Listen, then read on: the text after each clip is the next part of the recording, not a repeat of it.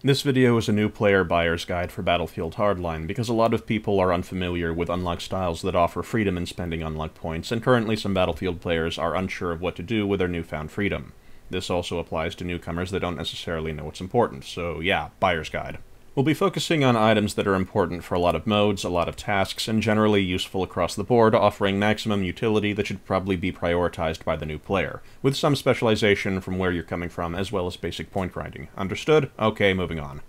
Now, there's no exact order to unlock equipment, since it'll vary depending on what you're doing, so feel free to deviate from the established order. Additionally, there's always the risk you will have found this video later and things will have changed, so it may be wise to check the comments just in case my information is wrong. Now, if class names were unclear, Operator is Medic, Mechanic is Engineer, Enforcer is Ammo and C4 Guy, and Professional is Sniper. If your goal is to farm unlock points quickly, your best bet is probably Hotwire, but if you're very skilled, you may find success in Blood Money or other modes as well. Hotwire focuses on capturing cars and driving them at high speed for a stream of points. The best classes for this are Mechanic and Enforcer, though Professionals can be useful, as vehicle drivers are vulnerable to sniper fire. The Enforcer can place C4 to turn any intersection into a death trap and give himself more C4 with his ammo box, which you can also place on the hood of a car to rearm yourself or teammates while driving. You start with the box unlocked, so C4 is a good first option and instantly makes you useful. Mechanics get the spawn beacon, which can be planted by rocket launcher spawns or vehicle spawns, and also get the repair tool. The tracking dart is a sidearm unlock usable by all classes, making it another early priority, as anti-vehicle rockets are capable of locking onto these darts, so a well-placed spawn beacon and tracking dart can give you anti-air power. The next item on the list for Hotwire, or any vehicle-intensive map, is the Anti-Armor Vehicle Armory, available for sedans and coupes, which are two different car types. Basically, you enter the driver's seat and an RPG magically appears in the trunk to pick up. It destroys most objective vehicles in one hit, and can lock onto darts to take out helicopters, hence the tracking dart combo. It also respawns after a while. You do need to unlock separate armories for each, but I'd start with the sedan as those seem to be the more common of the two. Mechanics can get sabotage to booby-trap vehicles, but it's questionable as a point gain item in comparison to simply taking the vehicle and driving it. Mechanics also get a grenade launcher that will damage vehicles, but it's not as good as the rockets. Keep in mind, the launcher, sabotage, repair tool, and spawn beacon each require one of your 2 gadget slots to use, whereas the rockets don't and are multi-kit. Moving on, if not rushing to play vehicle-intensive and instead playing infantry-intensive, the item that probably offers the most utility is tear gas grenades. Tear gas is love, tear gas is life. I should probably start a Kickstarter for gas grenade plushies because tear gas will make your life much easier and will love you unconditionally. They're usable by all classes, and they're substantially buffed from the 2014 beta. You get 3 gas grenades, more than any other grenade. They blur vision, they last a long time, and deal enough damage to kill people who sit in them trying to ignore them. They provide hit markers whenever they suppress someone, alerting you to their presence, as well as assist points if someone else kills them. Outside vehicle-intensive modes like Hotwire, they're probably the most versatile grenade.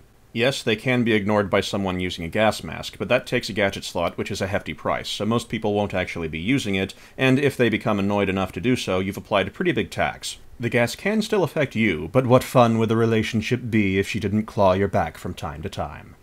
Moving on, if you are a PlanetSide 2 player and are used to the idea of taking some bullets, popping a shield, and turning around to fire at whoever was shooting at you, you will die horribly. You have 3 options for improving life expectancy: the ballistic shield for enforcers, the armored insert for mechanics, and survivalist for operators. The ballistic shield blocks bullets on your back when not held, and in front of you when held, though held blocks hand use, and your feet can still be hit. It requires a gadget slot, shared with the ammo box, C4, and multi-class gadgets I'll address momentarily. The mechanic armored insert is a bulletproof vest, and also requires a gadget slot. No, it doesn't cover your head, arms, or legs, but it doesn't block your weapon to hold, and may add a couple seconds onto your life, or allow you to survive a shotgun blast. Mechanics use submachine guns as primary weapons. If you are playing infantry heavy and still want to focus on points, then Operator and Enforcer are probably your best options for health and ammo support points respectively. Operator has the heal kit by default, and can get the revive tool, which may be a priority 1 item if you like assault rifles, because operators use those as primary weapons. Survivalist offers operators a self-revive from explosives, and can be useful for people who run around and die to a lot of explosions. This may be a hefty price considering other options for blind turns, like the Enforcer and his shotgun, but it is still something to consider. Additionally, there are 2 modes with no respawn, so an operator with a revive tool is borderline compulsory for those. There are 6 all-kit equipment items: gas mask, grappling hook, zipline, stunt driver, T-62, and tracking dart. The first 4 take gadget slots, the final 2 take your pistol slot. If you're a professional, they take your machine pistol, and are a larger sacrifice. The grappling hook allows you to scale certain walls for vertical terrain, and the zipline does the same but horizontally. They don't work everywhere, and many locations are off-limits. They're often outclassed in vehicle-intensive modes, and most maps have them laying around as battle pickups anyway, in addition to the fact that other players may deploy them and you can just use theirs. They grant assist points if teammates use them, but nowhere near enough to compete with the medkit or ammo pack. Stunt Driver is vehicle-related, and not worth considering in infantry-heavy combat. The T-62 is a taser, which I've done a review on, and is a high-risk opportunity creator, allowing for minimap vision for the team and some assist points, but it isn't a priority item. For professionals, the most obvious item to get is the laser trip mines, as they are a good way to trap doorways and the like, and have value in infantry-heavy modes. Doorways and static items can also be trapped by mechanic sabotage. However, they're planted slower and may be less effective. Weapon attachments hold a priority that can be both high and low, depending on circumstance. Several default weapons are pretty good and come with attachments. However, if you unlock a new weapon that needs an attachment, you'll probably want it as soon as you can get it. Now, there are of course many other things in the game that I haven't discussed, and may be useful to you. This video's discussed things that offer a lot of utility very quickly to a lot of people, so deviation from the list is expected. Let's recap what we've covered. For the point farm mode and anti-vehicle, enforcers for C4, mechanic stuff, tracking dart pistol item, anti-vehicle armory rocket launchers. For anti-infantry, operator and enforcer have good support income.